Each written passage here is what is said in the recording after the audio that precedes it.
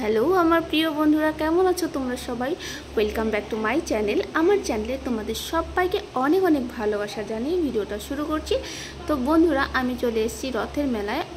যাব করে মেলাতে আসাই হচ্ছিল না, তো যাই হোক ছেলে মেয়ের বায়নাতে মেলায় চলে আসলাম। ছেলে মেয়ে এন্ট্রি করতে না করতে আইসক্রিম খাচ্ছে। আমি আগে প্রচণ্ড পরিমাণে আইসক্রিম খেতে ভালোবাসতাম, এখন কেন যেন অতটা ভালো লাগছে না খেতে, তার জন্য আমি আইসক্রিমটা নিইনি। তো বন্ধুরা চলো তোমাদের আমার সঙ্গে ঘুরে নাও আমাদের এখানকার রথের মেলা। চলো। তো বন্ধুরা, মেলায় ঘুরতে কার না ভালো লাগে, তো সেরকম আমার এখন অতটা বেশি ভালো লাগে না, কেন যেন ভিড় গ্যাঞ্জাম একদম ভালোই লাগে না। তো যাই হোক চলে এসেছি ছেলে মেয়ের বায়নাতে, আর কিছু না। তো দেখতে পাচ্ছ ছেলে মেয়েকে নিয়ে যাচ্ছি, দেখা যাক ভেতরে কতটা সময় থাকতে পারি। 9:15 হয়ে গেছে, আর অ্যানাউন্সমেন্ট করছে যে 10:30টার মধ্যে বন্ধ হয়ে যাবে, যেহেতু বৃষ্টির দিন। আর বৃষ্টির দিনে তোমার হচ্ছে এখানকার মেলাটাতে অনেক দূর দূর থেকে মানুষ আসে, তার জন্য এখানে আমি শুনতে পাচ্ছি 10:30টার সময় বন্ধ হয়ে যাবে। 1 ঘন্টার মতন ঘুরে বেরিয়ে যেতে হবে। আর ভিড় তোমরা দেখতেই পাচ্ছ। এখানে আমার একটু মন হচ্ছিল যে হাতে ট্যাটু বানানোর, তো যাই হোক ভাবছি না, ট্যাটুটা মেলাতে বানাবো না। ট্যাটু যদি বানাই তাহলে কোনো দোকানে গিয়ে ভালো করে শান্তি মতন বসে ধীর স্থির হয়ে তারপরেই বানাবো, কেন এটার জন্য সময় মন সব কিছু ঠিকঠাক রাখতে হবে। আর হঠাৎ করে ট্যাটু ফ্যাটু বানিয়ে নিলে ব্যথা হবে, জানি না কতটা পেন হবে। আর জানোই তোমরা যে ব্রেসেস লাগিয়েছি সেটার একটা ব্যথা আছে, তো যাক আর কয়েকটা দিন তারপরে। তো দেখো আমি মেলায় এন্ট্রি করে গেলাম। তো মেলায় এন্ট্রি করতে এখানে হচ্ছে সব তোমার নাগরদোলনা, তারপর ট্রেন, বাচ্চাদের নানা রকম খেলার বসার জন্য জিনিস এখানটাতে রয়েছে, বড়দেরও ব্রেক ডান্স। তো আর এখানে দেখো মেয়ে বসে গেছে হচ্ছে এরোপ্লেনে, আর ও যখন মোবাইলে ভিডিও দেখে এরকম এরোপ্লেন দেখুক, যাই কিছু দেখুক, কোনো বাচ্চা যদি আর কি খেলা করে ওর মধ্যে, বলবে মাম্মা আমি এখানে বসবো, মাম্মা আমি এখানে বসবো, এরকম বলতে থাকে। তো আমি বলি হ্যাঁ মাম্মা, তোমাকে যখন আমি নিয়ে যাব তখন তুমি বসবে।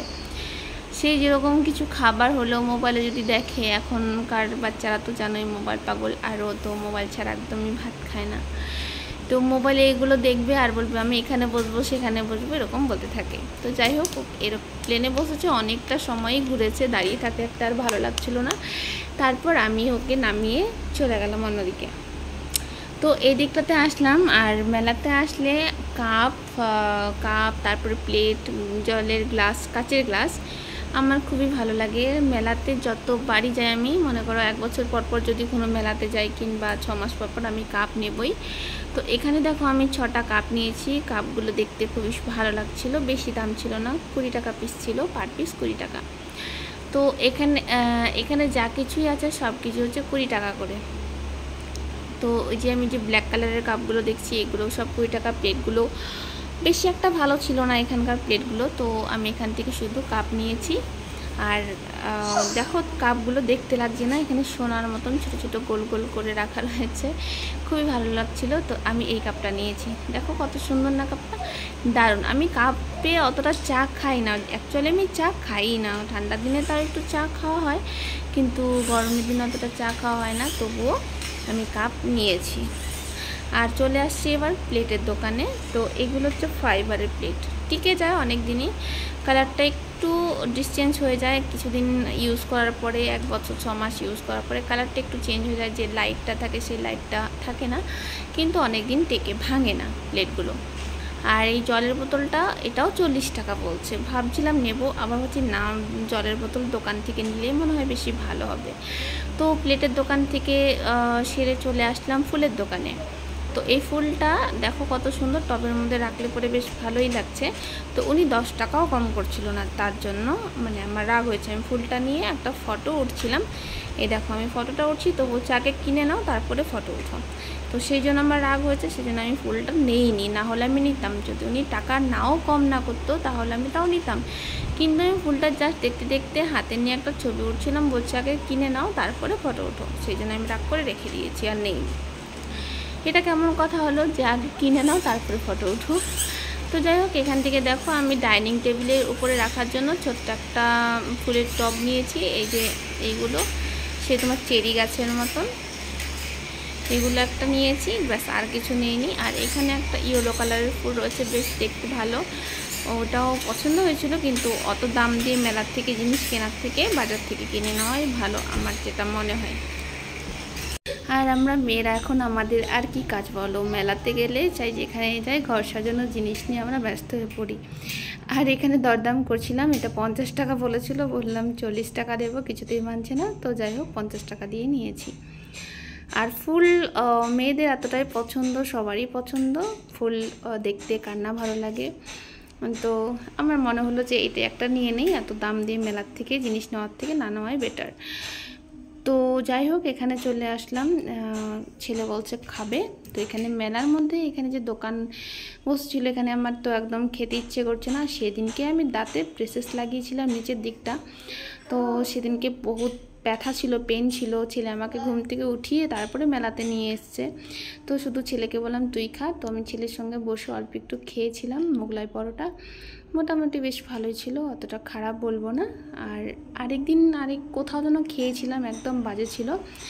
আর মেয়ে ওইদিকে চলে গেছে, ও খাবে না কিছু, আমি আর ছেলে এখানে বসে পড়ে মোগলাইটা একটু খেয়েছি।